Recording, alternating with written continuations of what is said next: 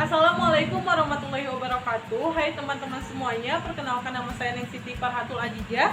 Saya dari Fakultas Keguruan dan Ilmu Pendidikan, Program Studi Pendidikan Guru Sekolah Dasar. Di sini saya akan menjelaskan tentang masyarakat dan kebudayaan. Tujuan untuk dibentuknya video ini untuk memenuhi tugas akhir sekolah pada pelajaran Sosiologi Pendidikan Fakultas Keguruan dan Ilmu Pendidikan Universitas.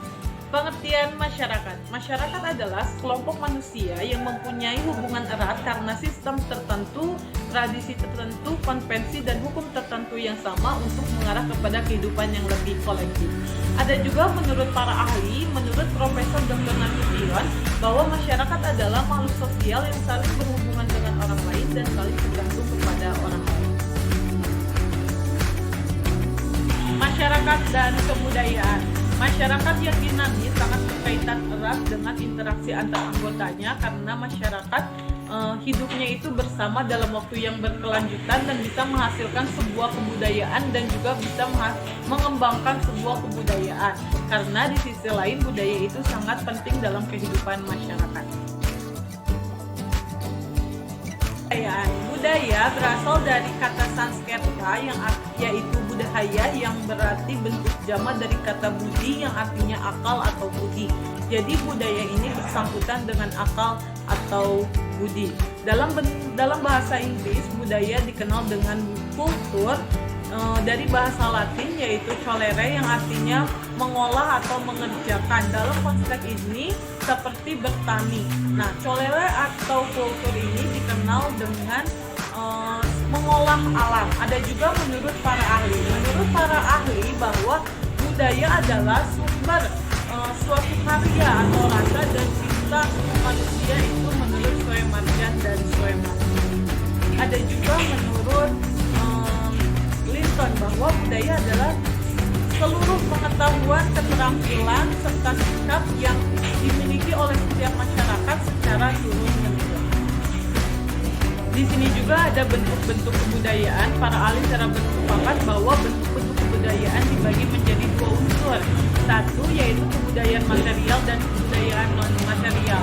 Kebudayaan material adalah kebudayaan yang bisa digunakan, yang bisa diciptakan oleh manusia dan secara fisik bentuknya itu bisa diraba. Contohnya seperti rumah adat.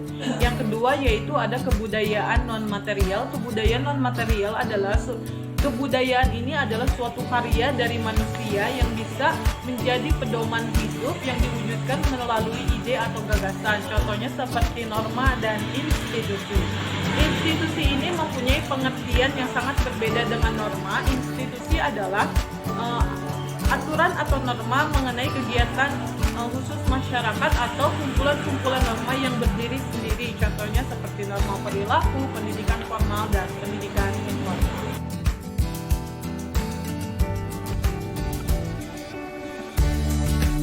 Relativisme kebudayaan merupakan paham-paham yang menjelaskan bahwa standar-standar tingkah laku berhubungan dengan kebudayaan di mana standar-standar tersebut berlaku antar kebudayaan yang memiliki sudut pandang tersendiri dalam sistem tata perilaku hal yang dianggap baik atau buruk dan pantas tidak pantas.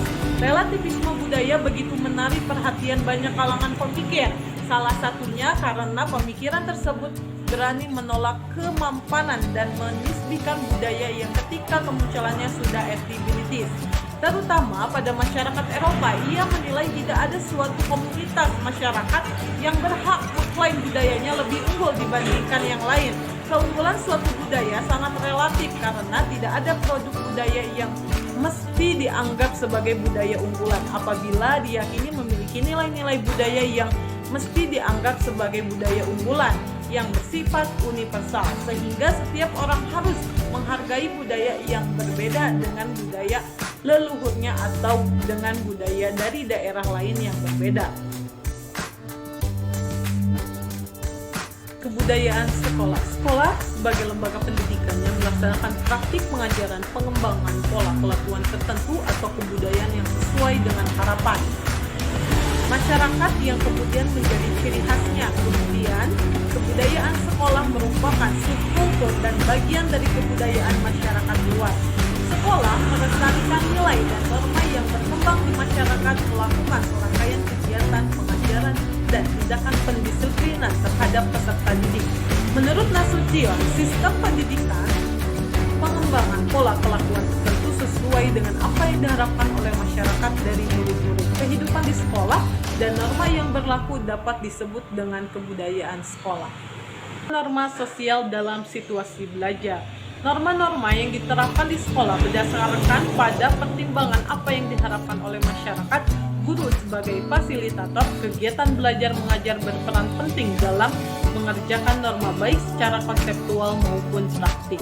Larangan tersebut ketika pembelajaran berlangsung, larangan mencontek, kewajiban untuk bertanggung jawab terhadap kinerja, dan tepat waktu merupakan serangkaian norma yang diterapkan dalam kegiatan belajar.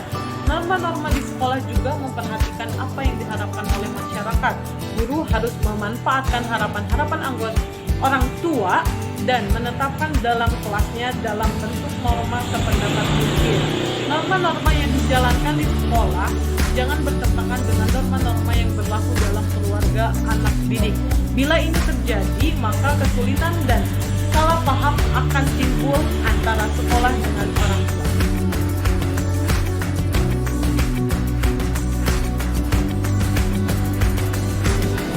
Latar belakang guru. Menurut penelitian di Amerika Serikat, sebagai besar guru berasal dari golongan menengah seperti petani, pengusaha kecil, buruh harian, dan sebagainya. Latar belakang guru yakni berasal dari golongan petani dan kaum buruh perlu dipertimbangkan dalam pola kebudayaan di sekolah yang banyak dipengaruhi oleh guru itu. Guru akan membawa norma-norma dan kebudayaan yang diperolehnya melalui pendidikan dan orang tuanya ke dalam kelas yang diajarinya. Dalam kelas, guru merupakan daya utama yang menentukan norma di dalam kelasnya dan otoritas guru sukar dibantah. Dialah yang menentukan apa yang harus dilakukan oleh murid-murid agar ia belajar. Ia menuntut agar anak-anaknya menghadiri setiap pembelajaran agar mereka berlaku jujur dalam ulangan. Datang pada waktunya ke sekolah, melakukan itu dengan penuh tanggung jawab. Keberhasilan penanaman nilai dan norma kebudayaan akan sangat bergantung pada guru yang memegang peran penting dalam proses pengenalan, pemahaman, dan mengimplementasikan nilai dan norma tersebut. Latar belakang guru ini dan norma dinilai kebudayaan yang guru peroleh dari orang tuanya yang akan berpengaruh terhadap bagaimana ia menetapkan nilai dan norma pada peserta didik. Terima kasih yang telah menonton video ini sampai dengan selesai. Mohon maaf bila ada kesalahan kata atau perbuatan dari saya. Mudah-mudahan apa yang saya sampaikan bisa bermanfaat bagi kita semuanya, termasuk bagi diri saya sendiri. Terima kasih, saya pamit undur diri. Assalamualaikum warahmatullahi wabarakatuh.